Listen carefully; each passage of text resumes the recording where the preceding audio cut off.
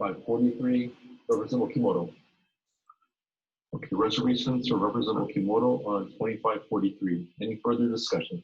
Representative Sakumi. Thank you very much, Mr. Speaker. With reservations and permission to enter written remarks. So ordered. Further discussion? Mr. Speaker. Representative Speaker Woodson. Strong support. Commercial speaking. Insert written comments, please. So ordered. Representative Caruso. Mr. Speaker, I stand in opposition to this bill. It remains, and essentially it's the same form. So my initial objections remain. I wanted to remind the members that first, Preschool Open Doors is a childcare program, not an educational program. So this measure doesn't advance early learning in the state, but it does expand access to childcare, which is fine, but it's important to understand the distinction. Furthermore, the proposed preschool grant program special fund continues to circumvent the state constitution, which prohibits public funds from being spent on private educational programs. So grants that are extended through this program can't be used to subsidize costs at private early learning programs without violating the state constitution, which again limits the scope of this bill to childcare. Thank you, Speaker. All right, thank you. Representative Balani. Mr. Speaker, strong support. Please proceed. So ordered. Brief remarks. Please proceed. Mr. Speaker, this bill represents the work of the community. This bill represents the work of many of our members in the building. This bill represents the fact that we can, even during a time of pandemic, move important things that will have life-changing effects on people of the state at a time when childcare or early education, call it what you will, there's very little difference in my mind, will do much to advance our state. Thanks, Mr. Speaker. Representative Woodson. Mr. Speaker, in support of brief comments. Please proceed. Thank you, Speaker. This proposal is one of two initiatives that we are considering from the initial joint package. Specifically, this bill will provide access to early learning opportunities across this great state over a certain period of time. And Speaker, once we started this session, we asked the question, what are some of the most significant cost drivers facing our families? And in fact, it was identified that preschools and daycares were, in fact, the second highest cost, only second to the cost of housing. And so by considering this proposal, Speaker, we are saying that we are in this together as a state, and we want to help support our families. And that is especially true now that we find ourselves in this post-COVID era. I want to say that although this bill does not have any state funding currently, because of the financial situation that we find ourselves in, we were approached by several nonprofit agencies and entities and individuals saying that we want to help. We still want to contribute to this cause. And so we have assurances from several organizations, nonprofit and others, stating that they want to donate to this initiative. And that's somewhere to the magnitude of several millions of dollars that they want to put into this cause now. And so that's one good reason to push this bill forward. Another reason is, Speaker, it was stated that this bill is unconstitutional, but if you take a look at the proposal, it does stay within the constructs of HRS 343, which is Preschool Open Doors. That has been ruled to be very constitutional. And we use that language to build out the constructs of expanding some options of early learning opportunities across the state of Hawaii.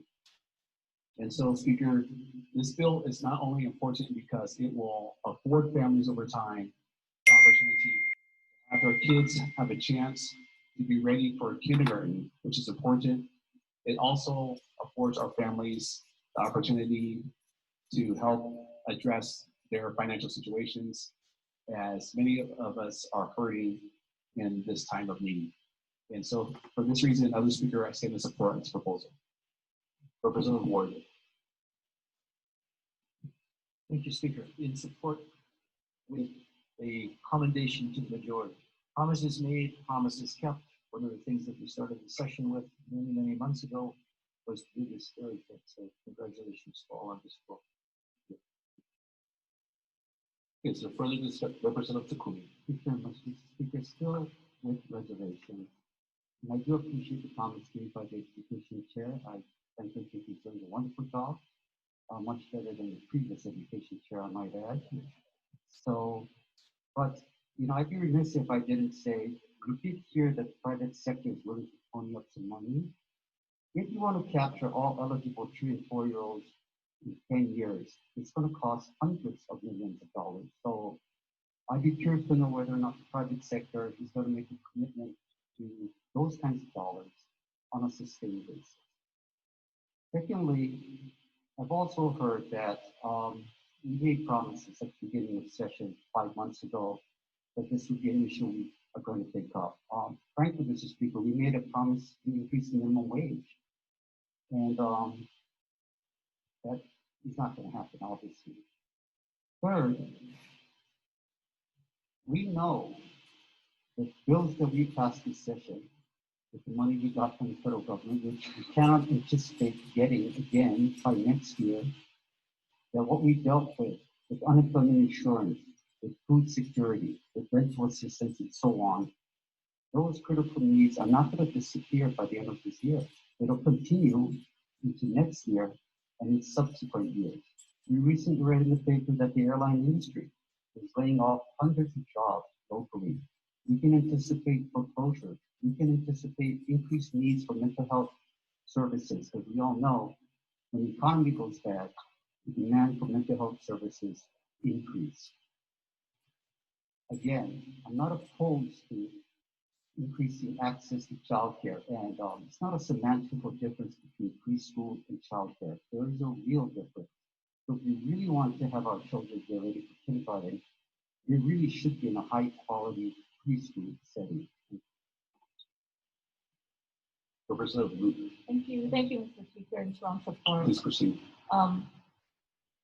You know, the reason why this bill must pass is getting the early learning community together and having them agree to maybe 70% or higher is really difficult. If it was easy, then it would have been done 10 years ago, it would have been done 20 years ago, it would have been done 30 years ago. When we first looked at doing a comprehensive commitment to providing early learning for our 3 and 4-year-olds, I spoke to the governor, and the governor said, hey, you know what, when I was in the legislature, Charlie Taguchi said, hey, you know what, by year 2000, we're gonna provide early learning to all 3 and 4-year-olds. And so he said, this is something that we've been talking about forever, and every legislature, every governor have failed to do it.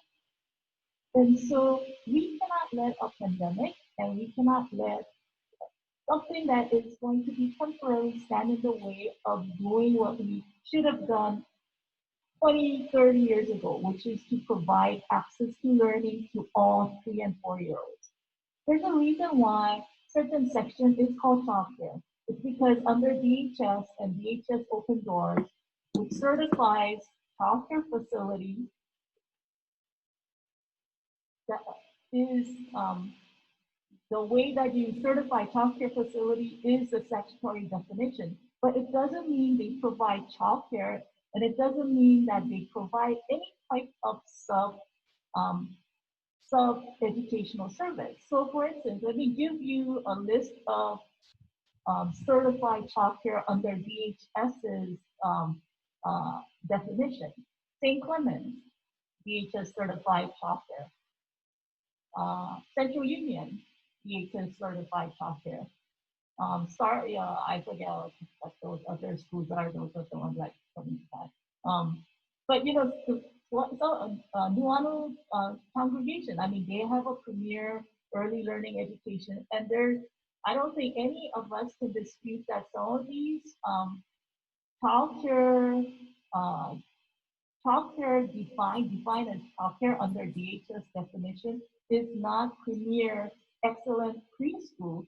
It's just they cannot call it preschool because it jeopardizes some of the funding by the federal government. And just because it's technically defined as childcare, there's no question it's, in people's realistic mind, these are not childcare facilities.